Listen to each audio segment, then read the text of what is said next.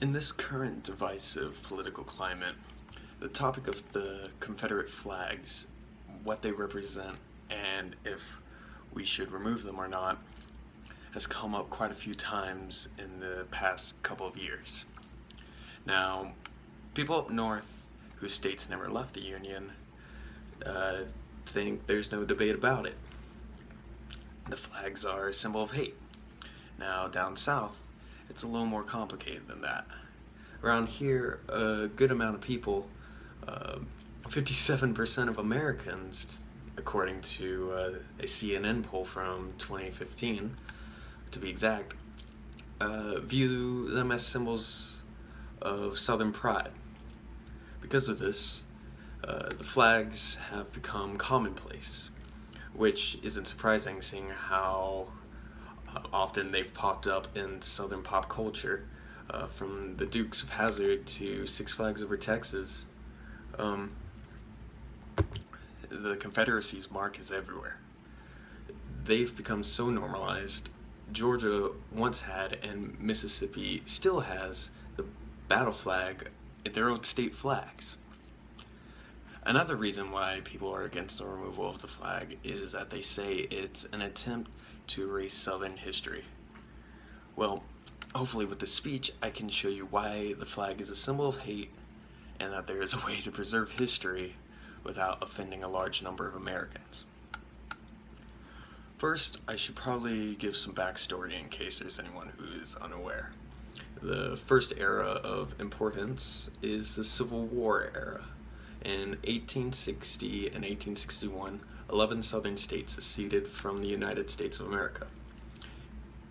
It started with 7 states: Alabama, Florida, Georgia, Louisiana, Mississippi, South Carolina, and Texas.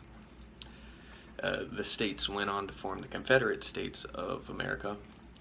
They were then joined by 4 more states: Arkansas, North Carolina, Tennessee, and Virginia, after a United States attack at Fort Sumter, South Carolina, on April 12, 1861.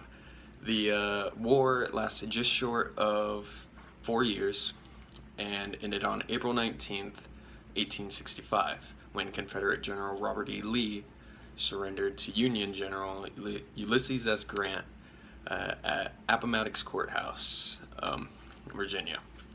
During that time, President Abraham Lincoln issued the Emancipation Proclamation on January 1st, 1863, which freed all the slaves in the Confederate States. The second era of importance is the Civil Rights era. Almost 100 years after the end of the Civil War, remnants of the old Southern life still remained with the enforcement of Jim Crow laws. These laws allowed state-sanctioned discrimination. Things began to change, though, with the Supreme Court ruling of the Brown v. Board of Education court case on May 17th,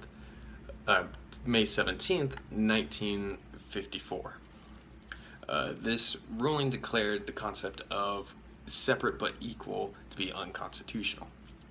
After that ruling, many African American leaders like Malcolm X and Dr. Martin Luther King Jr. began to rise up.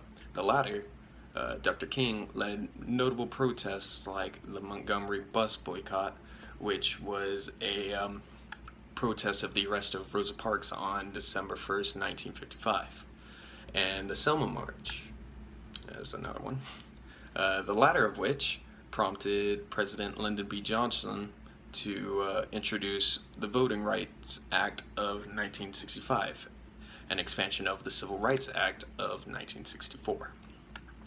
The third era of importance is present day, but more specifically the night of June 17th, 2015. That night, a gunman walked into a church in Charleston, South Carolina, and opened fire on 13 innocent people, killing 9 of them. The gunman was a self-declared white nationalist and had previously posted several pictures of himself online with the Confederate battle flag and the apartheid-era flags of South Africa and Rhodesia, now Zimbabwe. So with that out of the way, as I mentioned before, the Confederate battle flag has been and is featured in some state flags. Uh, this makes sense though because Confederate sympathizers say the Civil War was fought over state rights. But that's the thing. The Civil War was fought over state rights. The state's right to allow slavery. Um, if you still believe that the flag wasn't originated around hate, its resurgence definitely was. And the battle flag became prominent again in the Jim Crow era with the rise of the notorious hate group, the Ku Klux Klan, which was originally formed by Confederate soldiers. It solidified its stay with the Dixiecrats and their opposition to civil rights in the 1960s. The flag was so widely known for hate, it was adopted by American neo-Nazis. Some people argue that they fly the flag because they are a proud American, but doing so, you're flying the same banner as Nazis. One of the most un-American things there is. There was a whole world war about it. Speaking of being un-American, the Confederacy itself was un-American. They were literally traitors. They left America. So, even if you want it to be flown because of what you think it used to represent, we can't fly it now because of what it has come to symbolize. Now, as I previously said, another argument that people who are against the removal of the Confederate flag removal of the Confederate flag is the belief that it'll erase Southern history. If only there was a place that was specifically designed for the preservation of history. Oh wait, museums exist. There's no need to wave an offensive flag because it'll preserve history when it can just be put in a museum and achieve the same goal. There's a difference between he was a Confederate soldier and he was a Confederate soldier. Woo, yeah, go Confederacy. You don't see the German government proudly waving Nazi flags, yet everyone knows about Hitler and the Holocaust. You know why we don't see it? We don't see it because it's a shameful part of their history. It's shameful like slavery is to American history. So even if the flags represented Southern pride, they're nothing to be proud about now.